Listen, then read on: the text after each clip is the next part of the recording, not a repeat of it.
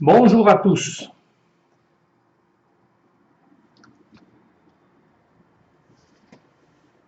Il serait bon peut-être actuellement de faire un petit peu le point et nous allons essayer de revenir en fait aux bases un petit peu.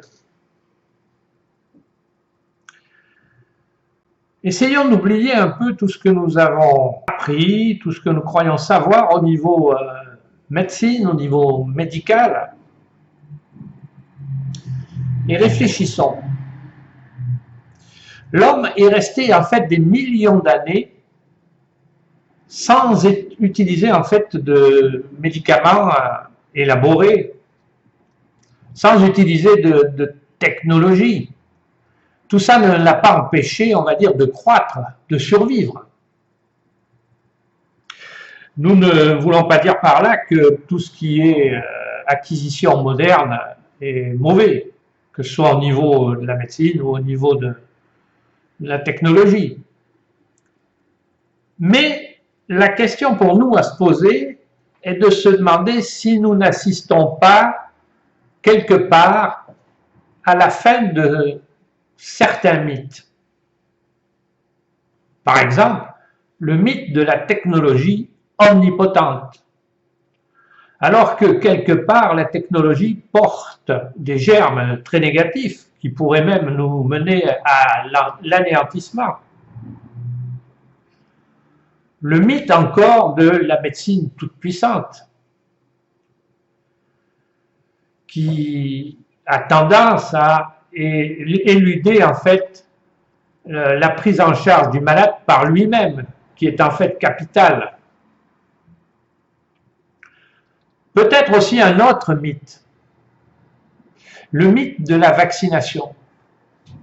Pensons par exemple aux contemporains de Pasteur et à la vision qu'ils avaient, qui était totalement opposée à celle de Pasteur. N'oublions pas Pasteur qui lui-même, sur son lit de mort, a dit « c'est Claude qui a raison en parlant de Claude Bernard, le virus n'est rien, le terrain est tout ». En fait, ce que nous a appris l'expérience, ce que nous pouvons lire dans l'historique, on va dire, des médecines naturelles, c'est qu'une épidémie s'arrête ou doit s'arrêter toute seule. En fonction de quoi? En fonction du seuil d'immunité générale. En fait, les mesures qui doivent être prises donc, concernent l'immunité et il faudrait essayer au maximum de la remonter, que chacun fasse ce qu'il faut en fait pour remonter ses immunités. Quand je parle d'immunité, je parle de vraie immunité. Celle qui se faisait autrefois, par exemple, les jeunes face à la varicelle, à la rougeole, et d'autres encore, laisser faire. C'était la nature en fait qui faisait le travail, on faisait sa maladie, elles étaient considérées comme maladies bénignes. Et a-t-on vraiment progressé en créant des vaccins pour ces maladies? Si vous suivez un petit peu le fil de ma pensée, pas sûr. En tout cas, personnellement, j'en doute. Les faits actuellement sembleraient nous donner raison. Et ce sont toujours les faits qui comptent. En fait, on s'aperçoit que là où les gens sont vaccinés, on a une tendance à l'amélioration, mais n'est-ce pas tout simplement des gens qui se retrouvent en maladie chronique?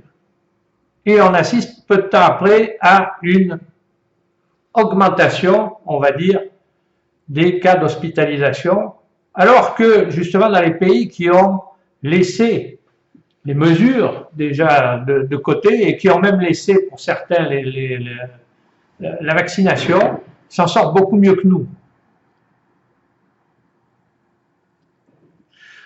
Il faut savoir qu'une médecine existe. Pour nous, c'est, on va dire, la seule qui soit dérivée de ce que faisait Hippocrate, de l'hippocratisme.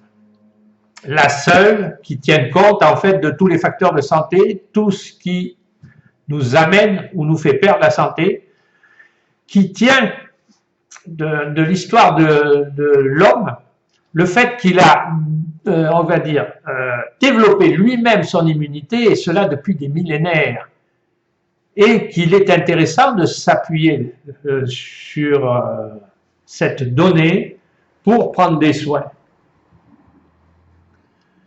Il faut éviter d'entraver l'immunité, de gêner, on va dire, par des mesures artificielles, voire dégradantes. Pour moi, les soins futurs qui devront être donnés devraient tenir compte de ces données, car elles deviennent, à mon humble avis, incontournables. La naturothérapie, surtout fondamentale, est là, car c'est d'elle qu'il s'agit, permet de retrouver, on va dire, les moyens qui permettent de favoriser la vie. Éliminer ce qui agresse la vie. Toutes les mesures, toutes les innovations qui vont à l'encontre de la vie devraient être freinées, voire carrément supprimées. Et ça risque d'être la seule vraie solution qui nous reste. C'est ce que nous vérifions dans notre pratique quotidienne, et cela depuis pratiquement 2 générations, on va dire, en ce qui concerne la naturothérapie fondamentale, et c'est ce qu'a pratiqué aussi, ne l'oublions pas, Hippocrate. On parle souvent d'Hippocrate, on parle de médicaments, etc. En fait, Hippocrate, ce que l'on sait, d'après les écrits du latin « cels », c'est qu'il recevait des gens, il s'efforçait d'harmoniser le sujet qui lui était confié avec son biotope, avec son environnement. Hippocrate réglait les régimes, regardait là où habitait son patient, lui disait dans ce sens qu'il fallait faire pour être mieux dans sa maison, regardait où il habitait, bien sûr, voir s'il n'y avait pas d'éléments agressifs autour. Il tenait compte de la psychologie de ses patients. Pourquoi? Parce qu'il avait suivi des initiations en Égypte. En fait, il faisait tout ce que devrait faire un bon naturopathe avant de faire quoi que ce soit d'autre.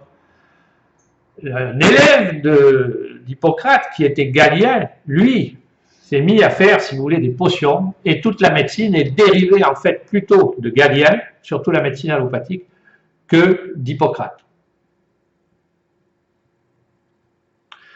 Donc, priorer le bon sens, respecter au moins les 3 premières facteurs de santé dans toutes les mesures qui sont prises, c'est-à-dire permettre aux gens de respirer, permettre aux gens de s'alimenter correctement, éviter bien sûr de leur faire porter des masques qui sont toxiques. On s'apercevra dans quelques temps que le masque était une mesure très certainement inappropriée, on va dire, telle qu'elle on est obligé de l'utiliser, bien sûr, elle est plus nocive qu'autre chose, surtout au niveau des enfants.